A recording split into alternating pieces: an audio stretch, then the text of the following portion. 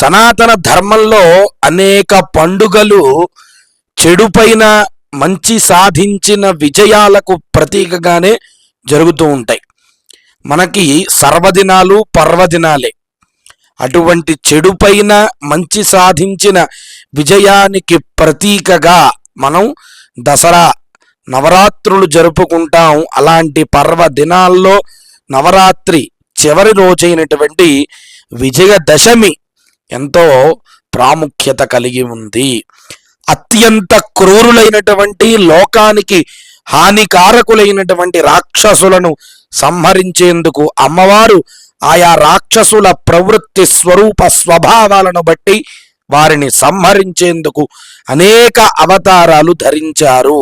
అందువల్ల అమ్మవారి అవతారాలను శక్తి ప్రతీకలుగా దసరా నవరాత్రుల్లో ఆరాధిస్తుంటాం. దసరా నవరాత్రుల్లోనే కాదు, మిగతా వివిధ రోజులైనటువంటి మిగతా రోజుల్లో కూడా అమ్మవారిని ఆరాధించాలి. శక్తి ప్రతీకలుగా నవరాత్రుల్లో ఆరాధిస్తుంటాం. అజ్ఞానానికి సంకేతం కూడా రాక్షసత్వమే. ప్రజల్లో అలాంటి అజ్ఞానాన్ని పోగొట్టి విజ్ఞానాన్ని నింపాలనేటువంటి సద్భావనతో ప్రపంచానికి మేలు చేసేందుకు అమ్మవారు వివిధ అవతారాలు ధరించారు అనేటువంటిది మనం గ్రహించి అమ్మవారి యొక్క అమందానంద కందమైనటువంటి అనుగ్రహానికి పాత్రులు అవుదాం.